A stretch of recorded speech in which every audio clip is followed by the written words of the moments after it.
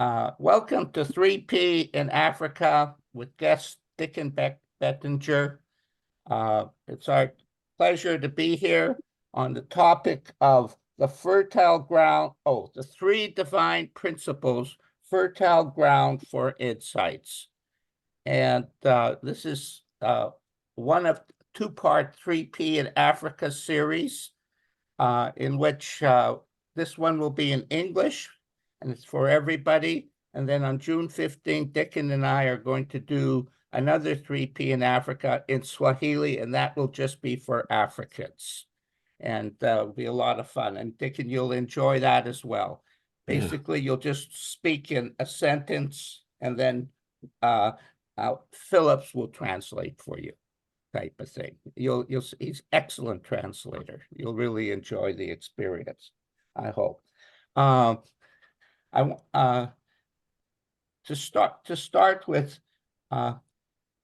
this project has really changed many people's lives. Obviously, I just recently wrote my book, my statement on life and dreams. And the reason I mention it is I started writing this book. I wanted to make a statement about how I see the three principles, how I see life right now from what I have experienced. We've heard from Sid, we've heard from different people, but I wanted to have my own statement. But in the middle of this book, Dicken, my statement on life, it became my statement on life and dreams. I had to add two words to it because the dream was Africa. Africa came at a time where I had evolved and shared, and I was very pleased with the way I was sharing. But I learned something about dreams, that as you grow in levels of consciousness, as you grow in sharing, the dreams become bigger and bigger and bigger beyond what you ever imagined. And that's Africa. And of course, the power of that is the people. It's always the people you're teaching that makes the difference to the teachers. Because at a certain point, our role was the teachers become colleagues with the students. And then together, we create this community continental experience. And that has been powerful. I just want to read one thing from my book about Sid Banks, just to do this. While it has been important for me to acknowledge that Sydney Banks was enlightened and his message pure, I had to go further than this and internalize the teachings for myself. What held me together and kept me going forward during these times was my passion to help ease the needless suffering in this world, and knowing that the three principles are the ultimate answer to alleviating this needless distress and pain that so many are experiencing. I eventually found a silence within, which led me to a trusting relationship with Spirit, which released my lucky destiny. And that's what I see it as a very lucky destiny that has brought so much help to people. And Dicken, what I noticed, the power of the three principles, not just words. We, the team, we're just ordinary people with a certain understanding of these principles. But the power that they come and have been accepted in Africa has created healings, created happiness, created hope, sometimes massive change in their destiny, sometimes smaller, but in all cases, thousands of people have been helped. And that is a mind blower to be part of. And a lot of fun, people. Go for your dreams. The dreams are what make life beautiful. When we were young, we dreamt. When we get older, we get a little chagrin. We get a little bit hopeless.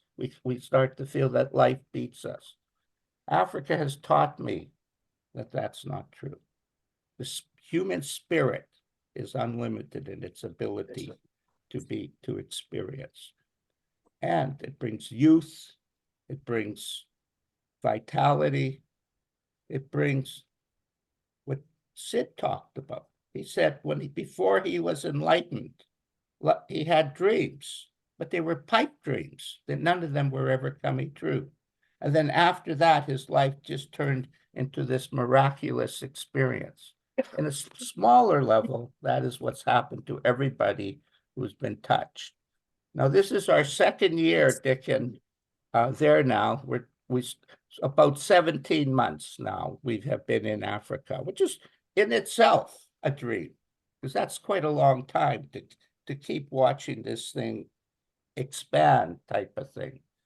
And there's been some massive changes in the second year. The first year was highlighted by the 3 Muslim ladies coming from back to the Fitra and working with us. They were from Africa, but in the second year, their lives have taken over, where they got jobs and had to leave the job. And one of the 3 is on her business has exploded. So they've been gifted great lives by coming to work with us, but primarily they're not here anymore, except Yai is here a little bit, 1 hour a week type of thing, working with me in base camp. And what has happened is the emergence, I guess you'd say, of a salt spring influence. It's very interesting, it's highlighted by Jim Beck, really taking an autonomous sharing that created great change in Northern Uganda. It's highlighted by the fact that in February, Mark Williams has joined me. I've been training him, and now he's taking over Kenya projects that are happening. And this has created a very interesting dynamic. But the most powerful dynamic is that those African ladies have now moved into better lives. But the Africans themselves, several of them have become teachers. They are part of the 3P in Africa team. And basically, the way I see 3P in Africa, the team, is anyone who catches the feeling. And that's why you're here. You're the one person sort of in, let's say, the echelon of the 3P movement who didn't get touched by our relationship. You got touched by Africa and 3P and that, and it changed you. It nourished your heart. It nourished who you are. And I felt that. And I was very much touched by your ability to contribute. So you're part of the team, but not an active day-to-day member of the team, but you have the feeling. And that's the idea, this collective feeling we have together as human beings. It's time for the world to come together. Just time, guys. Now, I'm going to turn it over to Dicken now. I've asked, in this first segment, we're going to have, I just introed, we have Dicken talking about himself, because many of the people in Africa will not know you, Dicken. And also, in a short, brief thing, how he sees 3P spreading around the world as a global thing. And then we're going to go to Jim Beck and talking about what he is doing, etc. And that will be the end of the first segment. There'll be a 15-minute break. And then in the second segment, there'll be Dicken talking himself with a lot of Q&A and hopefully as well, Dicken. It's Harry, it's such an honor to be here. And I come as a student.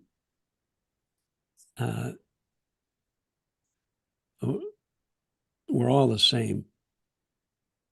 And we all are built to have insights. And that's a beautiful thing. Beautiful thing.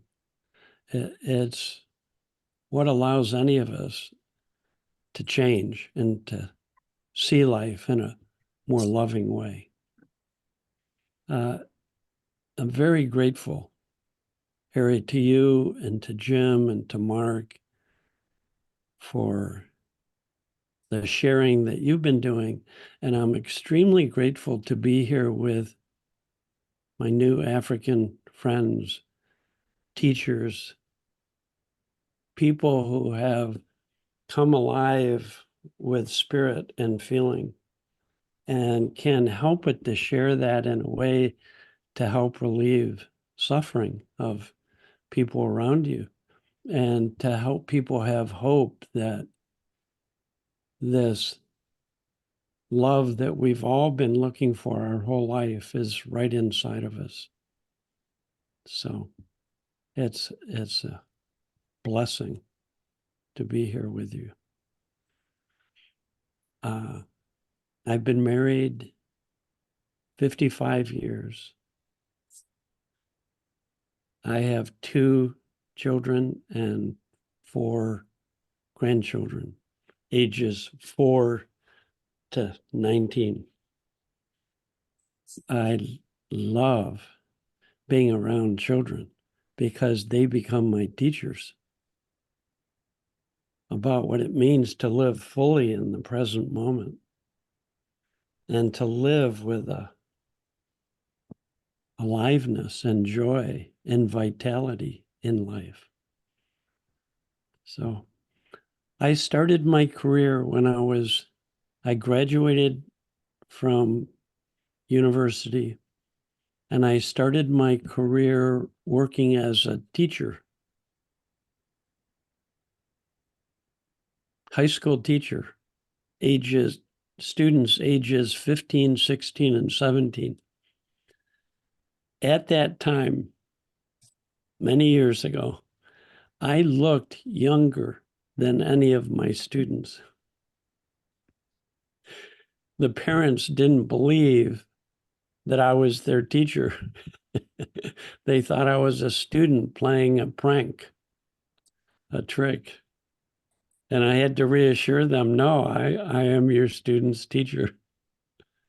And I loved teaching. I just loved it because I loved all the kids I had. And even the kids in school that were labeled troublemakers, I didn't see them as troublemakers. I saw them as really wonderful kids and people. And the true meaning of education is to draw out of people the beauty that's within them so that they can live in a world of love and insight. And I took that responsibility very seriously. But because I was so young or looked so young, pretty soon students throughout this very big high school began coming to me one at a time, and they started pouring their hearts out and telling me their problems and situations they were in that were traumatic and abuse and neglect and as well as the ordinary struggles that people have in life. And pretty soon I was talking to more students than the guidance counselors There he is. in the school were. Right? So that got me interested. It started my passion. It started my dream, Harry. This was when I started to dream bigger. I asked myself, what do people need to learn in order to have an easier time of life? And I started reading everything I could about well-being and how people can learn to access well-being, peace, joy, love, compassion. And I went back to university again for a master's degree in the education department, but it was in counseling psychology. And then I went back and taught high school some more. And then I went back to school to get my doctorate in counseling psychology and become a psychologist. And my passion was to continue to study and read and discover teachers that had hope for people, that didn't see people as illnesses or problems, but saw the being in humans, the heart rather than just their minds, the soul rather than just their bodies, their spirit rather than just their words.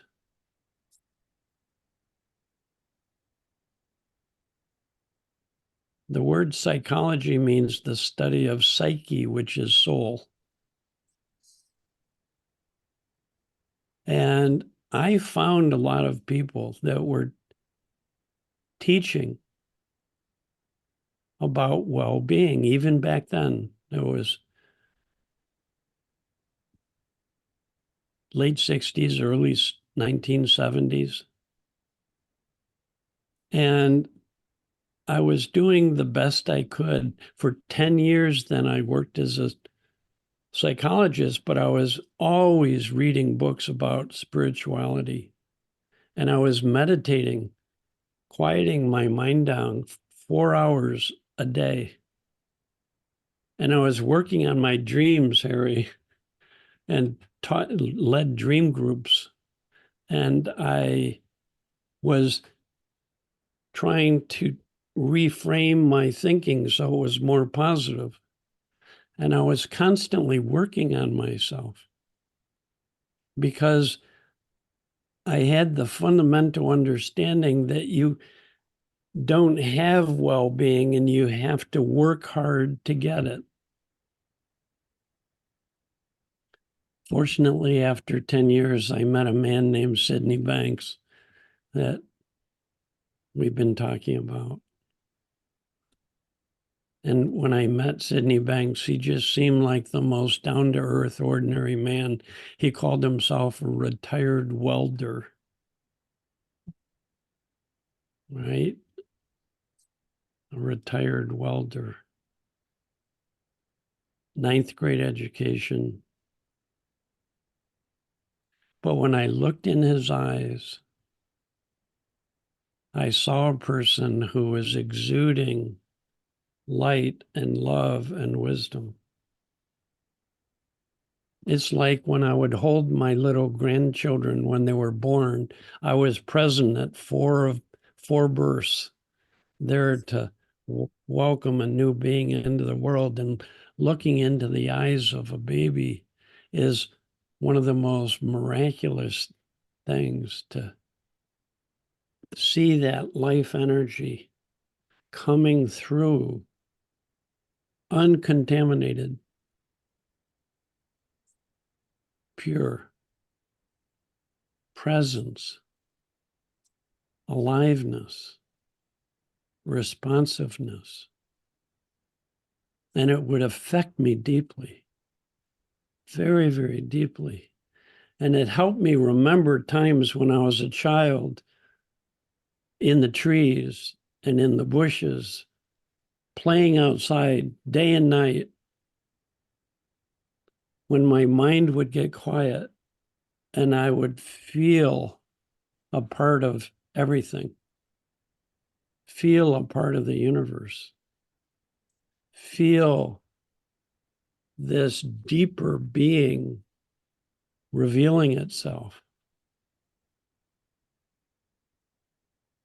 I feel so blessed to have come across Sydney Banks when I did. because I was very insecure and very anxious. Even though I was a psychologist, I was very insecure, very anxious. And everything I was being taught was that it was coming from the world. My feelings were created by the world. And I meet Sydney Banks, and the first thing I started to hear him say is that every human being, no matter who the human being is, has perfect well-being inside, perfect mental health. Just a second. Let me. Had to have a little music for that, for the, Yeah, I just muted him. Go to ahead. celebrate what's inside all of us. And I had never heard anybody say before that you're a spiritual being, you're connected to spirit, and deep inside you, you have perfect well-being. You always have, you always will. And the only thing that can cover it up is your own thinking. And I started to cry. I was so touched. It was tears of recognition of truth. Because that's what I saw in my students when I taught high school. I saw beyond their behavior to their spirit, to their heart. And here's someone saying, I've discovered the connection between the spiritual and the psychological, and it's all one. And that we're connected. I'll talk more about this later if it's all right with you folks, of what it means to be connected to the spiritual dimension of life and what realizing that does for people. But anyways, I saw my first insight was I already have well-being, and I relaxed my searching and efforting and trying and thinking and fell right into it. My heart opened right up. I fell in love with life.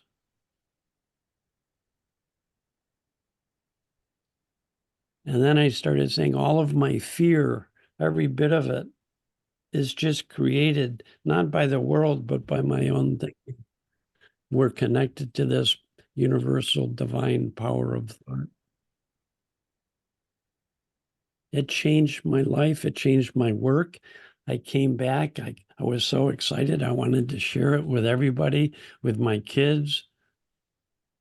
After a while, my daughter caught on. She was turning 14, had a massive insight that changed her so much.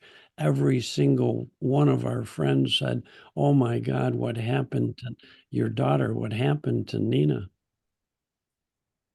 So that's how I got started in this.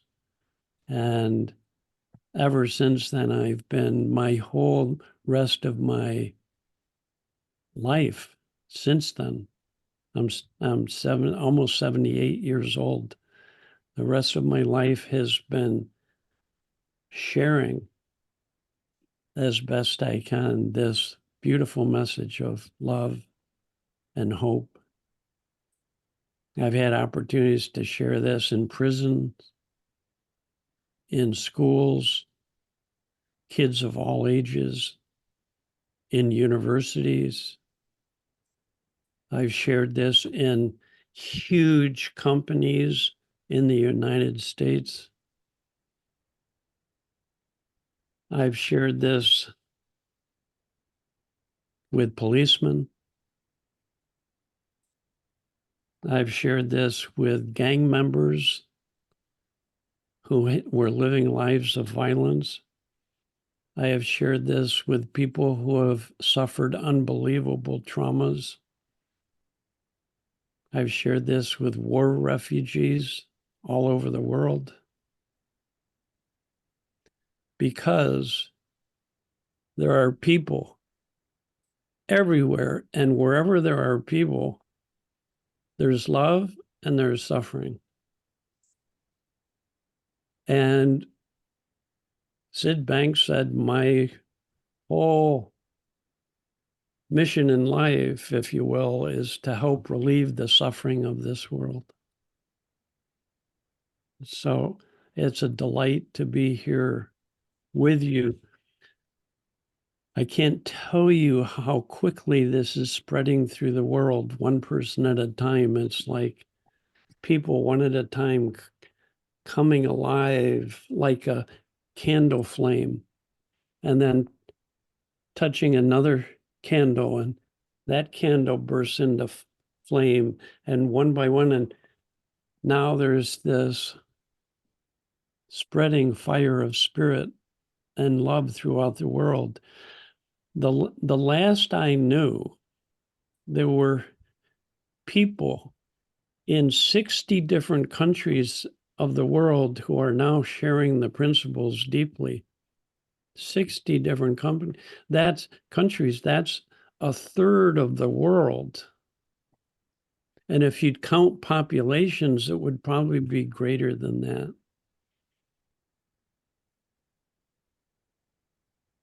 So I am part of an organization, Three Principles Global Community, and we're just committed to helping this continue to bring Sid's materials and message to the world, and so that it continues to spread, because we're getting closer to a tipping point where if you have enough people raise their level of consciousness, it starts affecting everything and everybody. And so there's enormous hope that just like individuals can transform, so can communities. And some of you have been witnessing that.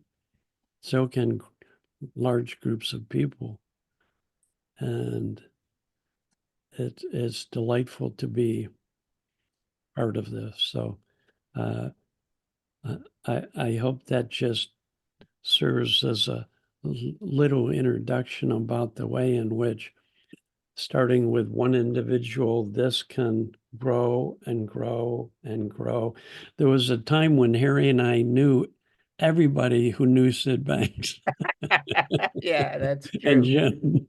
Jim and Mark, and it was like the same people coming together each year for a small little gathering, and we would Sid would talk, and we would all come and listen to Sid talk, and now to think that when I learned this in the United States, you had to travel 1,000 miles in any direction to find anyone else who would come across the principles. So I opened a Three Principles Center in the Northeast of the United States. And it's been my passion. You talk about dreams and passion. I just never knew that ordinary people could wake up so deeply within that they start spreading this light and love and sharing with the world. Literally, that's what's happening. Well, thanks for that opportunity to introduce myself, but it's really introducing my passion. Our passion. That's the power of the dream. And I want people to understand, when we saw Sydney Banks, and you have here 4 original students of Sydney Banks, and we all carried, many others as well, carried his dream of alleviating human suffering. The gratitude we feel that we're able to help a little bit, or a little, in Dickens' case, a lot of bit, and in our case, also a lot of bit, is beyond compare. That I did not expect. I expected it to happen to Dickens. I could see he had the energy, he had the vision, he had the level of consciousness, he had the personality, he had he was charismatic, but he was alive with the feeling. Mm. And he carried that dream. And he was a pioneer in leading many, many people to understand these precious principles. But for me to actually do it, it's so neat that other people are doing it. But the greatest gift is our connection to God, our direct connection to God. And that spirit. Dicken is the same age as me. Jim's a little bit older. He's an old guy. And Mark's a little bit younger. The youth that the African spirit has brought to us. Yeah. You see, here's the joke, guys. The teacher gets all the credit, and it's the students who are the stars. And in this case, doubly so. So with that in mind, I would like to introduce Jim. Jim works in, he'll describe what he does. I just want to put a little plug in for him. Jim is going to do a series on reading Sydney Banks books and a few other books, a series, he'll put it out. And for Africans, it's on Sydney Banks's books. Jim is an incredible reader and when he read Sahara Asks What is Love, which is a free book that anybody can either download or listen to on my website. This book captured the African psyche. And Jim read it and came alive with it. The reading of it has such deep feelings. And as you know, Dicken, it's the feelings of the reader, not the words of the reader, that make the difference in whether it is a good reading or not. And so he's going to be doing a series on that, and it's free to Africans. And so I would really, really endorse Africans to take this unbelievable opportunity. The other thing is, so I had the 3 Africans, Dicken, and then I needed more help. And Jim and I had been doing a few things together, and I gave it a serious thought. I was very worried that people come in, they want to take over. But Jim came in hesitant, and then the love of the African people caught him. The helping caught him, and his heart just started to expand. And then at a certain point with the projects we were working, I just handed it over to him. And he took it in his vision, in his way, beyond anything that I could have done. And he took it into a beautiful, beautiful feeling. We started working together. And the funny thing, Dicken, Jim and I teach different, very different. Jim and I have different opinions of what is right and what is wrong. But we have this common gratitude for being here right now. So with that in mind, Jim, thank you. First, I want to say thank you so much for what you've shared and contributed. It's been amazing, amazing to watch, amazing to experience with you. So go ahead, pal. You go where you want to go now. Thanks so much, Harry. First, Dicken, I have to acknowledge the beautiful feeling that you've just shared. It's precious. It's an incredible demonstration of how to share 3P through the feelings. And we're all blessed to have been here to hear that. I know there's more to come.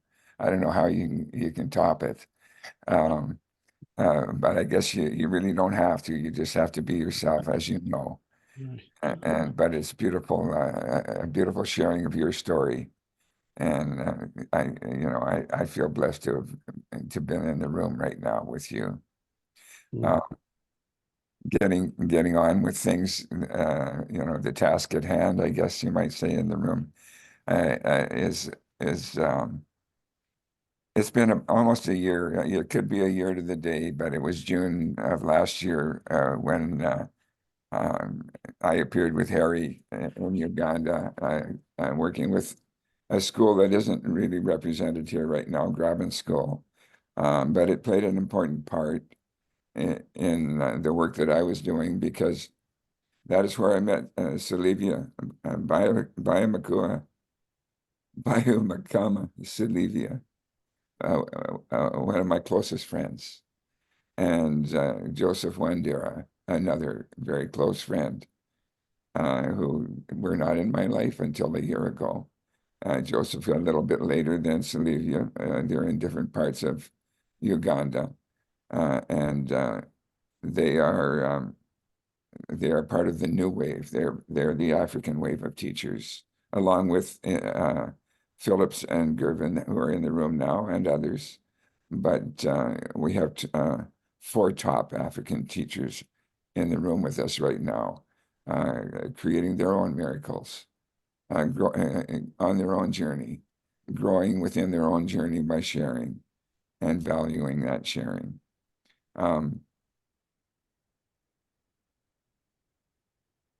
I think I don't really need to say much more than that about my own part in this. That's where it goes. It's just been meeting regularly with these folks and sharing whatever was coming up, what we were doing, what they were doing, and particularly the work of Sydney Banks and the way truth works and the spiritual side of life and the oneness of all. That's been a beautiful theme, and one that the Africans have responded to so gratefully.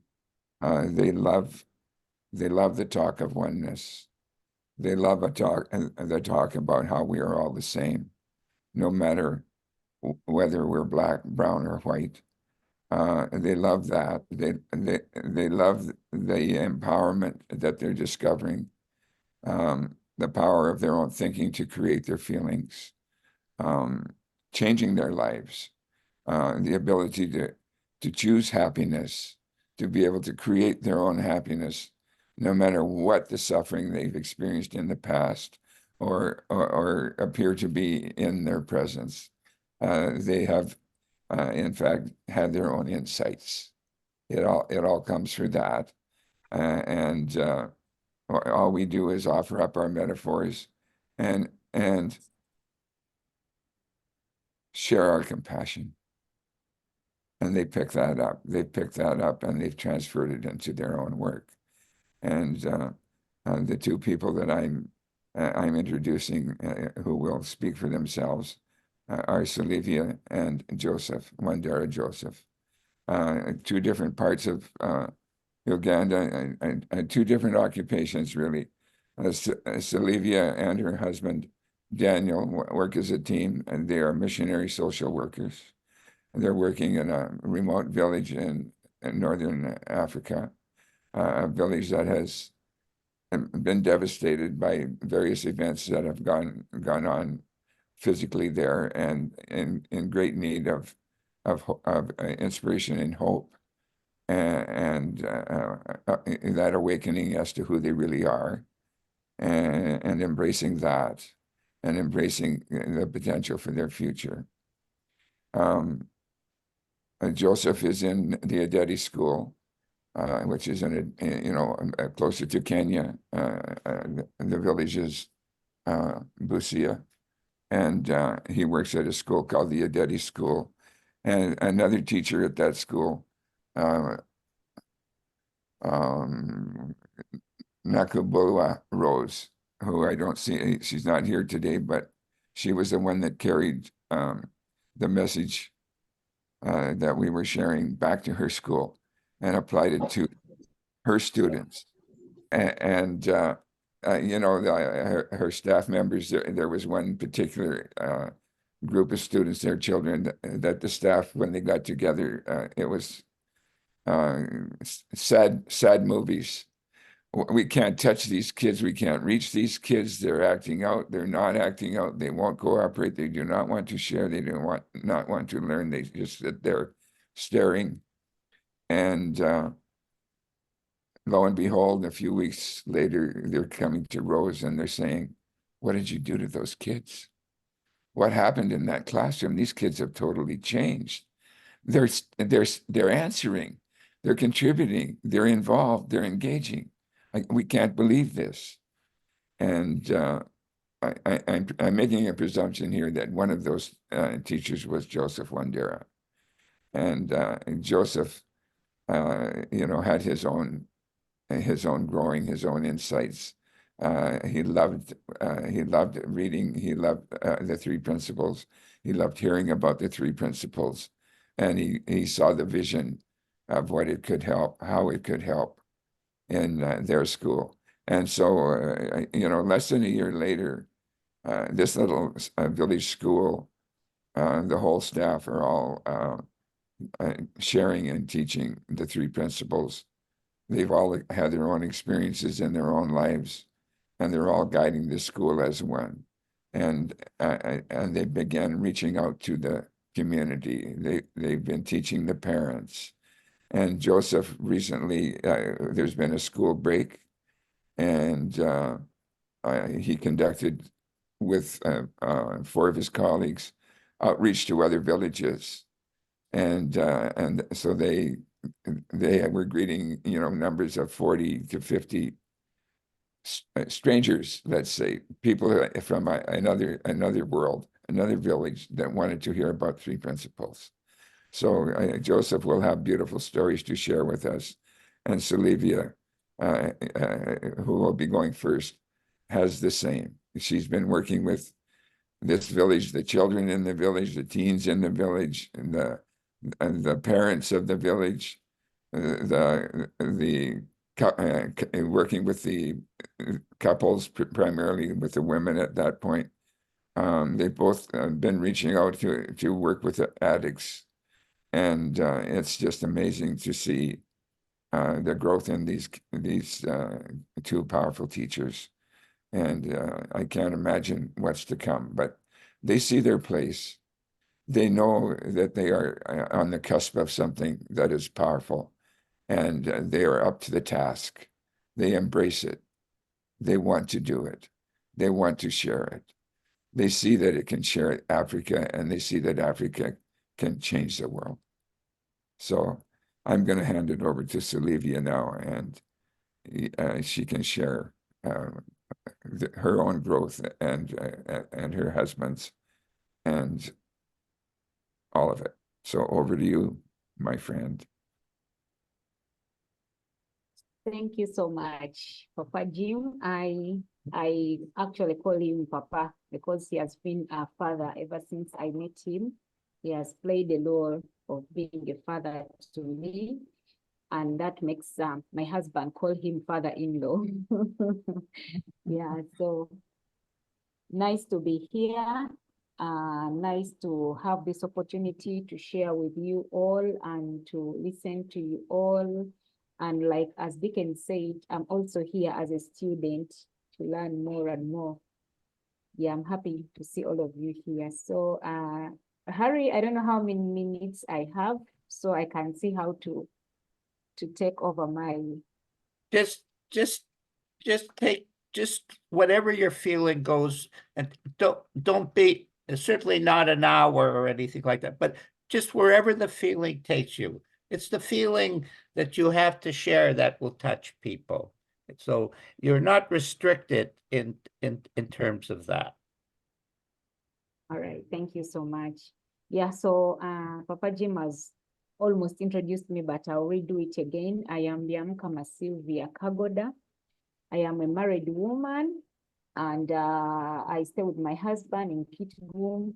Kitgum is one of the, it's in Northern Uganda.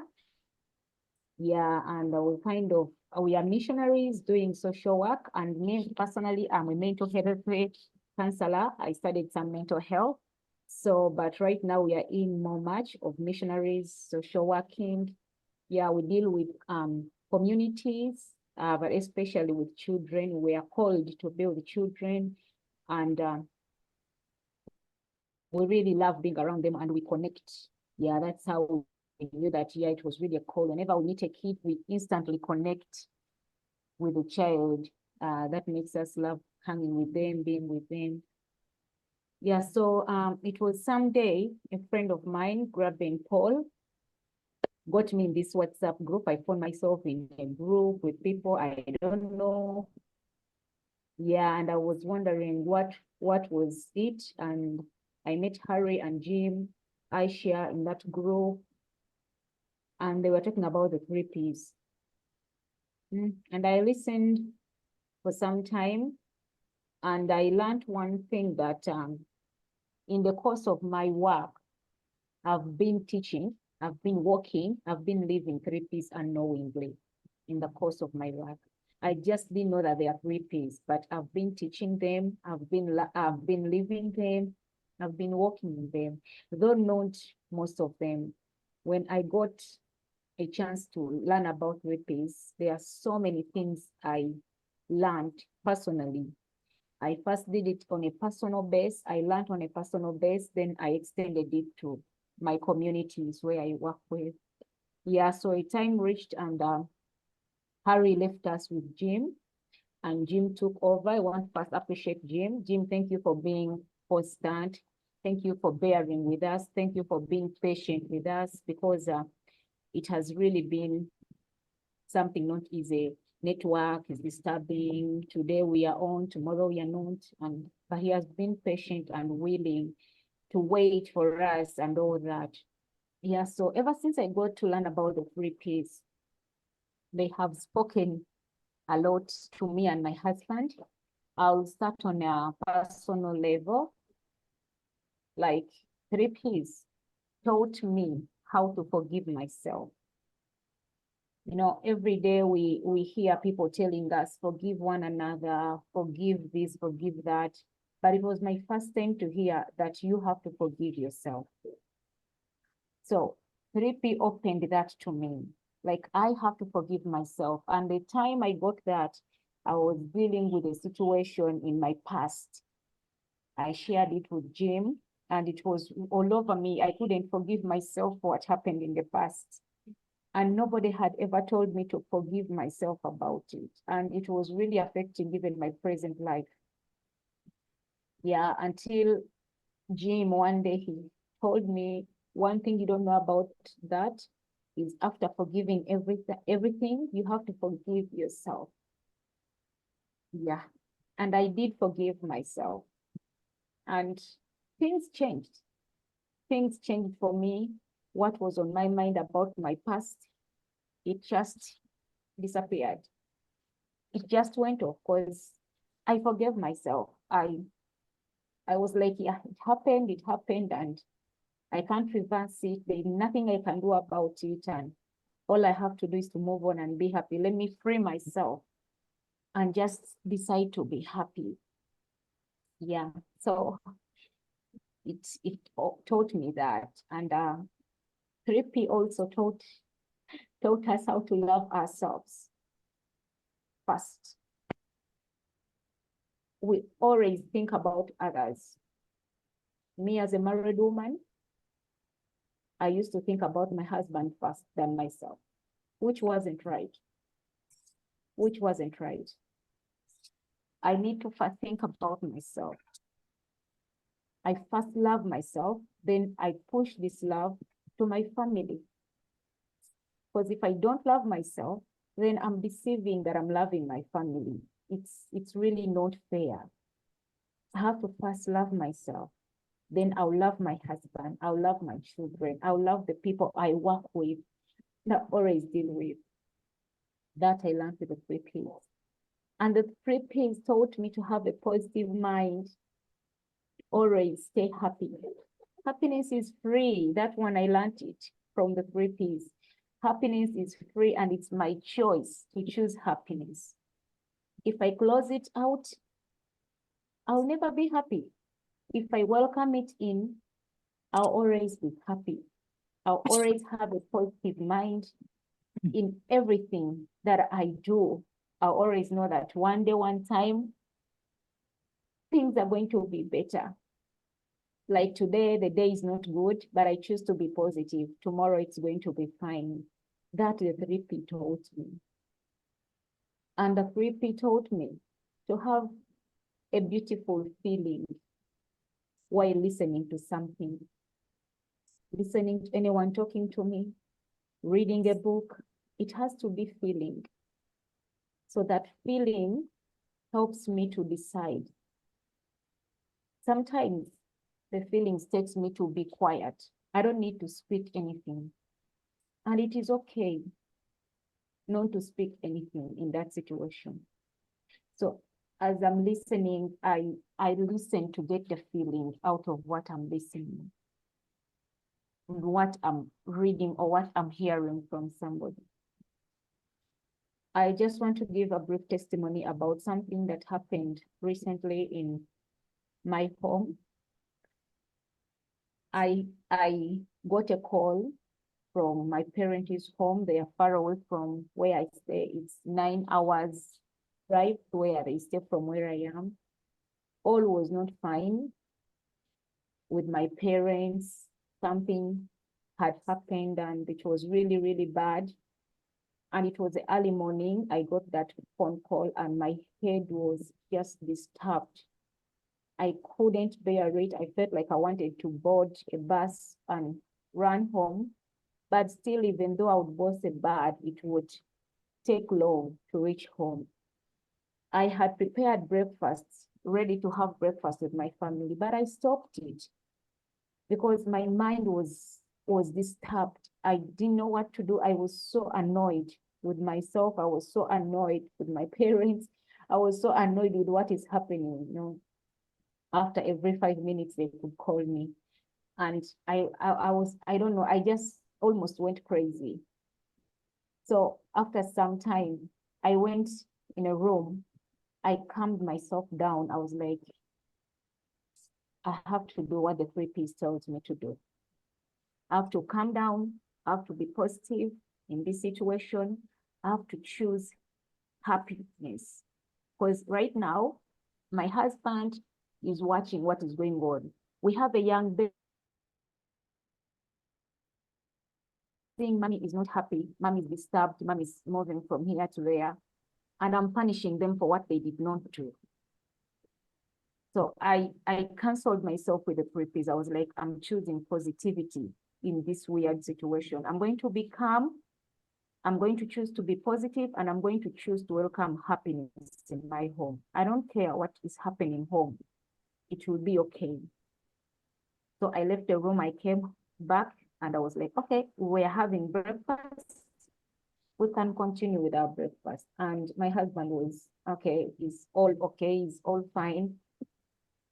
I was like, no, all is not okay, but I choose to be happy. I know it's going to be okay. So it has not to ruin our happiness in this home. Let it continue.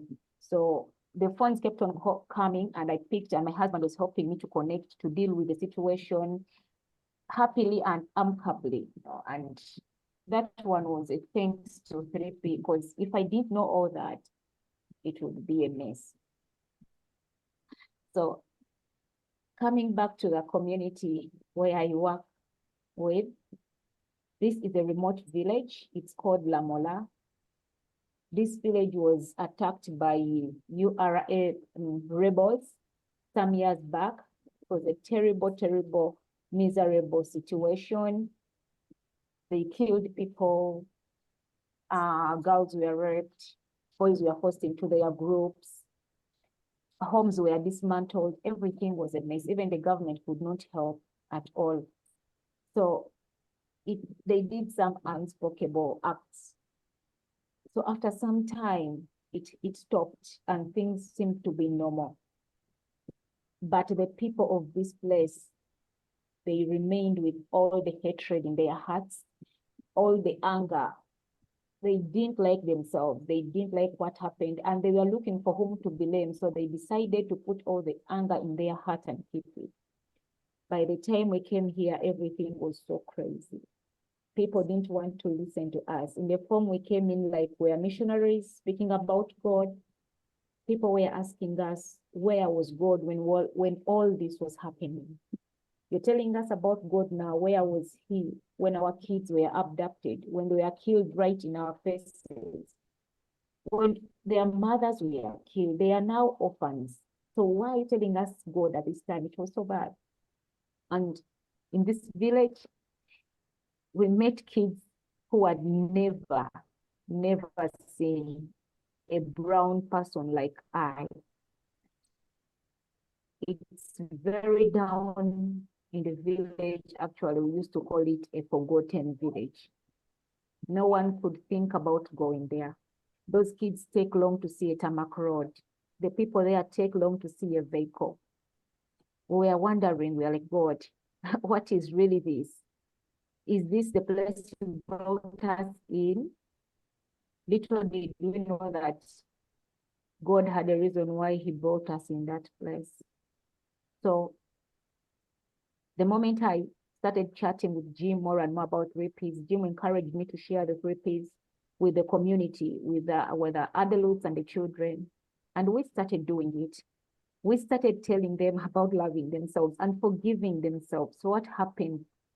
No, these kids are innocent. They don't know, they just hear stories. But the punishments, the parents are punishing the kids by not taking them to school, not caring for them. They don't even want to know that the kids exist. So the kids grow up on their own. The kids take responsibilities at young ages. They start paying their school fees.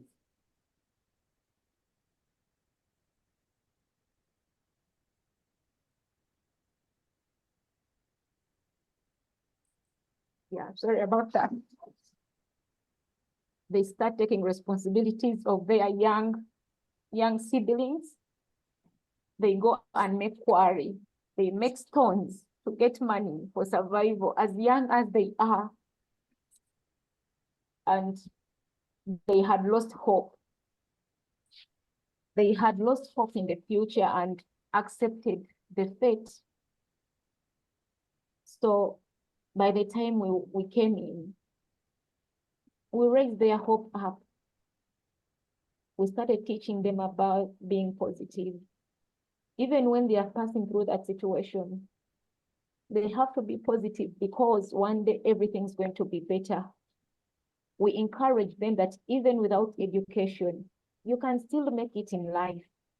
People have made it in life without education. There are so many ways. Even when your parents don't love you, we are here, we love you. People are outside, they are loving you, and they wish you the best. We ask them to forgive their parents. We ask them to love themselves and love others. We taught them about the 3Ps. And these kids started picking them up. Because by the time we went there, they were no laughing, no smiling. They had gloomy faces all over there because no one had time to play with them. No one had time to be with them. But when we started being in that village, we had time for them. That one attracted the parents. So the parents started coming to us because they were wondering what we do with their children. We got opportunities to start talking to parents about the 3Ps. I started talking to the mothers personally. And my husband is called Daniel, who was talking to the men about the 3Ps. And I told the women, I know you're going through a lot. I know your husbands don't care. They are drunkards. That one I know, because I'm in this village. They are drunkards. They don't leave anything like money. They leave you take responsibility of the family, which you cannot. You also leave the kids take responsibility. Domestic violence is there. Can you please stay positive in all this? Can you please choose to be happy in all this? For the sake of your kids, for the sake of yourself, choose happiness. Choose to love yourself. Leave them to be. Leave them to do what they can. We tried. And there is this school. It's a small school in that village. It's called Lamola Primary School. It is a government school and they were meant to study for free. But we don't know what happened. They asked for money for education. Though it's not much money, it's little money. But these parents could not afford to take the kids to school. Some parents could afford because they were children there at school. Other parents, especially in the village I work with, they could not afford. So we took an initiative of taking care of school fees for some kids that we can manage. Total orphans, no mother, no father. These kids stay alone. They stay in buildings that we call them huts, they are grass-thatched houses. And the kid constructs a house for himself at a tender age. He starts living there alone. Yes. No mother, no father. He has to go and do something to get what to eat. Yeah, they live there with their young brothers and young sisters. So we decided to take some at school with the little budget that we had. They started school and at that primary school, and it raised their hope up. And the others who couldn't manage to take to school, we were teaching them from where we meet them. We gather them, we teach them, we sing with them, we play with them, we wake up their mind. And we always tell them, don't worry, things are going to be better one day, one time. And eventually, after some good time of sharing with Jim about the 3P, and here he comes in willingly to support with school fees for some children and their wife, Rosie. They took some good number of children and they paid for their school fees. The kids were so happy to find themselves at school. I took some pictures, like they couldn't believe that it has happened. It was magical. It was a miracle come true to find themselves at school with a school uniform, in a class studying. It was unbelievable for them. And then there are some teenagers who had given up school. They were in school, but because they take care of themselves, they dropped out because they didn't have money to push them further. So they left school.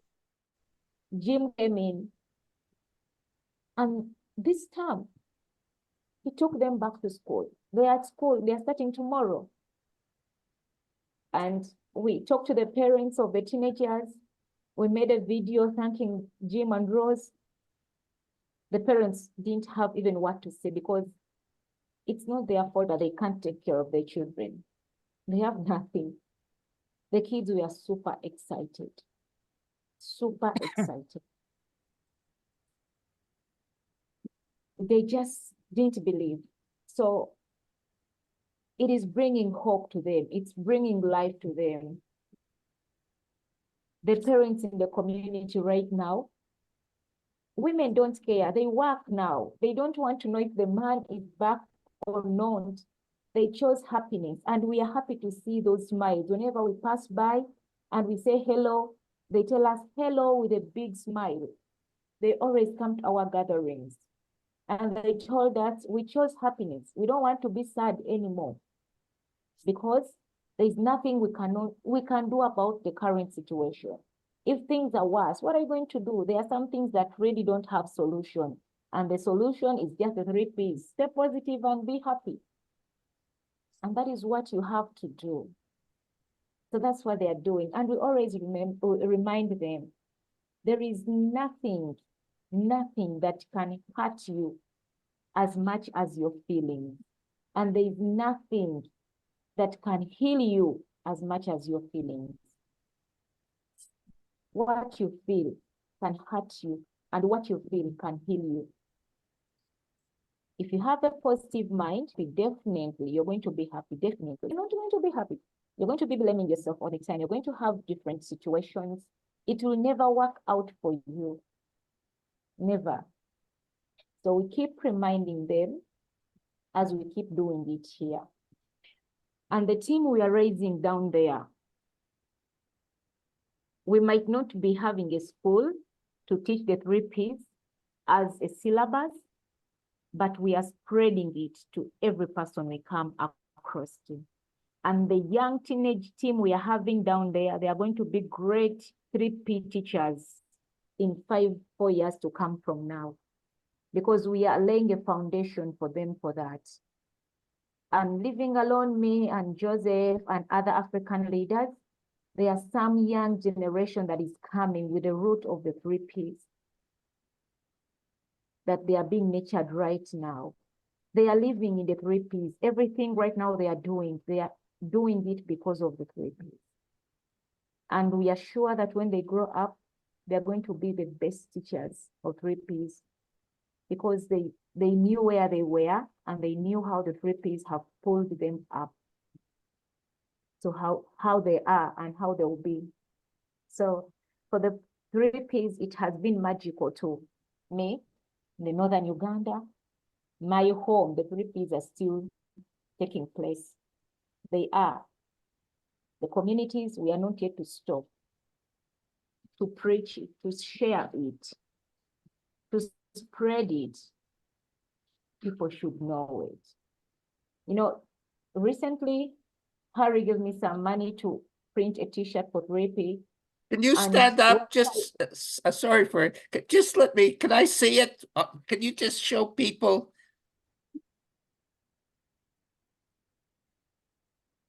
Ah, beautiful. Are you guys seeing it? Beautiful one. It is natural. You make a good model. Yeah. Yeah. So the people who are printing it, they asked me, what is 3P? I was like, they need some lessons. So as they were printing it, we started talking about the 3Ps. And I shared it with them. And they were like, wow, it makes sense. That's what they told me. It makes sense. I was like, yeah, it does. It does make sense. So like, I put it on today. I was walking around town and people were like, hey, 3P in Africa, education. What are 3Ps?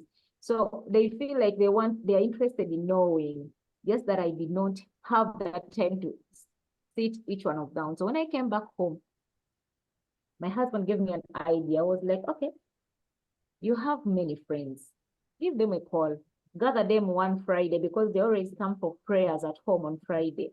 Gather them on Friday, connect with Jim, let him share about the 3Ps with them. I believe they'll love it. I was like, it's a good idea. I just came in today. So I really have much, but I have to let go for now. So that is what I could share, and just know that we love all the teachers of 3Ps, and we are happy that we got to know the 3Ps. And the African teachers, thank you for taking this message on heart and sharing it with everyone.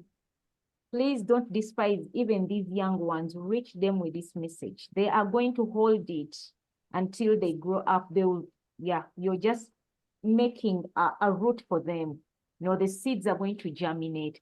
So don't despise that these one are young kids. Everyone you come across. Thank you so much for loving 3Ps, for being there, for being patient. And I believe one day African teachers, we shall meet. I pray and believe so. We shall meet one day, one time. Thank you so much. May God bless you.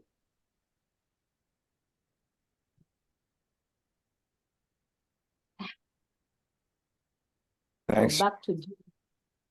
Thank you, Sylivia. Just beautiful. Thanks so much.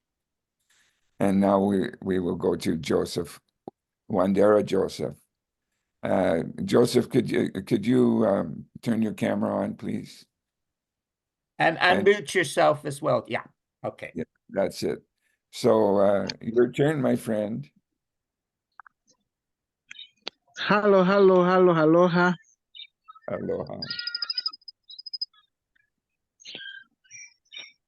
Yeah, Hello. thanks, Jim.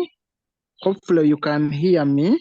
Yes. I will start by introducing myself. My name is Joseph Wandera from Uganda. I'm a teacher by profession and a social worker as well. I think 1 year ago, I met the concept of 3Ps. And just like Sylvia said, possibly at one time we're speaking 3Ps, talking 3Ps, but I did not have the whole concept of 3Ps and how it works and how it can change life. So 1 year ago, I met Jim, and Jim was introducing to us what 3Ps is at our school, Adet Junior School. And so there we go, we listen, we learn. Jim talks about 3Ps, until we started grasping the power that was behind 3Ps.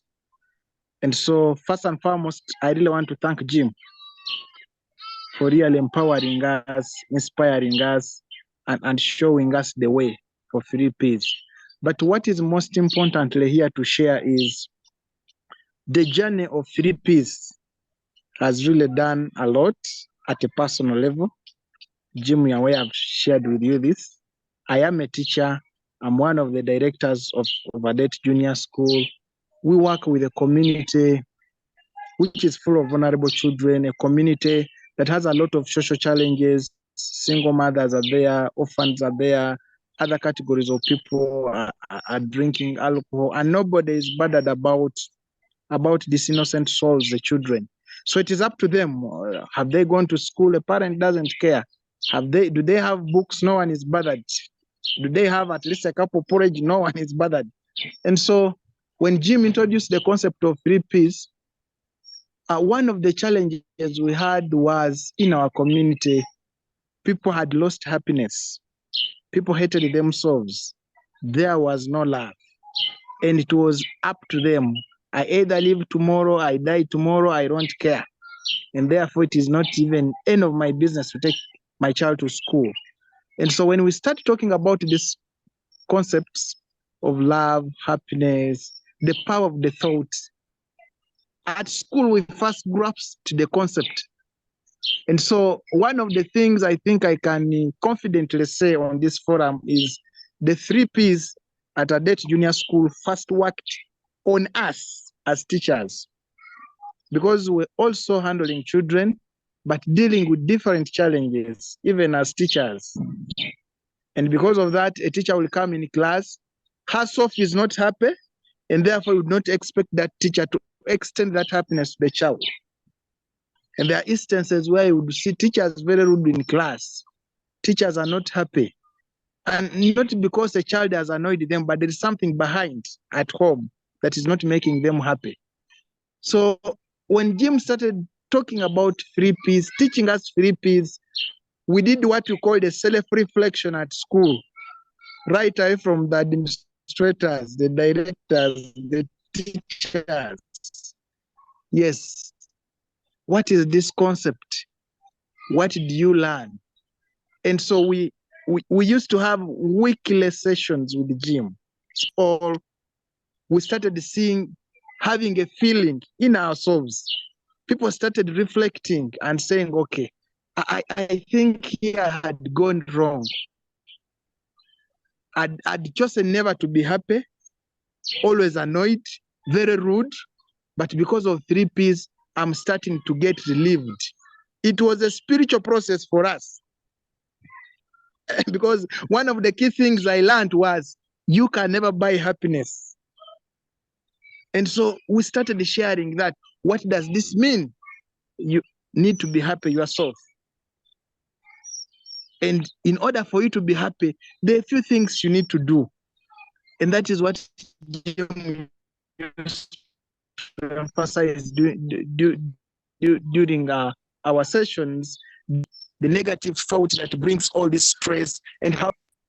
Now, we received that healing, and after that healing, we said, okay, we must also extend this to our children. The way we work must change. And so we started seeing the feelings of the teachers change. They started becoming happy, extending love. That's the first time I saw a teacher giving a hug to a child who has slept hungry at home. And so we started sharing the 3 Ps. What is love? How do you love yourself? We started encouraging these children. And as I speak, the concept really caught fire at school, and we have seen a tremendous change among our teachers. Not only at school, but even in their homes. I quote one of our teachers said her marriage was at a verge of falling. But when Jim talked to us about 3 Ps, about self-love, forgiveness, this teacher went home. She testified to us. She went home. She sat down, had a self-reflection. She kept quiet. And in the process of keeping quiet, she saw tears coming out. When the husband tried to inquire, she started teaching the husband what we had shared about 3 Ps: self-love, forgiveness. They had a long issue in their marriage, but because of 3 Ps, they forgave each other. And as we speak, now it is a happy marriage. And so because now they are happy at home, they have extended this happiness in school. One thing I can say is, yes, as a result of 3 Ps in our school, now we have seen a tremendous change also in the children that we handle. Before 3 Ps, a child could not even move near the teacher. Share their feelings. That wasn't the school paid meals. Children are going home and nobody is asking what is the issue. But since the 3 Ps came in, now children are freely interacting with the teachers. A child can even go to a teacher and it's like, Teacher Rose, I love you. Teacher Rose, I have this disturbing me at school. And currently now children are demanding for 3 Ps. They request teachers, can we have a session about happiness? You know, that's how they call it. Can we have a session about love? And to us, this has created impact in the lives of these children, and we have seen even their academic progress increase amid these challenges that they go through. So at school, currently, we have mainstreamed 3 Ps. In every lesson, at least a teacher must talk about 3 principles. In summary, must encourage the children, positive feeling, love, the happiness, so that at the end of it all, the negative thought does not really affect them. And so this is being done, and we have seen a tremendous improvement at school. Besides at school, when the 3 Ps really created impact in the teachers and our children, now we said as a school, we must have an approach. And one of the things we discovered, because we are working with children who are very vulnerable, we said, yes, we contribute as teachers, but the caregivers at home, the parents, have a big role to play if we are to achieve the impact of 3 Ps. Because they stay with these children at home, they are primarily caregivers, they are supposed to provide. So we said, in order for us to really achieve a holistic approach of 3 Ps, can we engage the parents? And that was now step number 3. We called the parents, spoke to them about 3 Ps. After sensitizing them about 3 Ps, it was incredible. We saw some parents shed tears. We saw parents asking questions. We saw parents shaking their heads. And at the end of the session, parents started recognizing, I think I've been wrong. I think I've not been doing this right. I think I've not offered the best love to my child. I think I've not provided as expected. And so after that session, parents really wanted to learn beyond that meeting what best can be done in order to achieve the 3 principles, in order to achieve love and happiness. And so at the parent level, we have continued sensitizing our parents about 3 Ps. And as we speak, we have even trained some of the role model parents who are actually helping us to teach 3 Ps in the community, simply because of the impact that 3 Ps have created in the community amongst the caregivers. A few of these parents have come out testifying how 3 Ps have saved them. We have a community where a lot of issues in terms of domestic violence And because of that, you know, the parents are not bothered. But because of 3Ps, now families are coming together to sit and dialogue. The parent, the father and the mother now can sit and plan for their kid, at least to get a book or contribute a kilogram of maize at school, simply because of the concept of 3Ps. And this has continued. We are seeing progress. Parents are now, they come at school requesting us to go and have more sessions about 3Ps. Others come at school and we talk to them one-on-one. It's like, teacher, I've just come. I really have something to share. And this person will open up, telling you challenges, A, B, C, D at home. And it's like, I just want you to speak life to me. Speak happiness to me. Speak love to me. And you know, it has just gone beyond sharing, but sometimes you maintain a moment of silence and reflect and speak a spiritual word to this caregiver, and at the end of it all, they get relieved. So 3Ps have been extended to that level. We have spoken to our caregivers, and we have seen a great improvement, even in terms of how they support their children to come at school. And besides that, we have also now had sessions in the community. We have had sessions. The time we had the session in church, and it was wonderful. It was wonderful.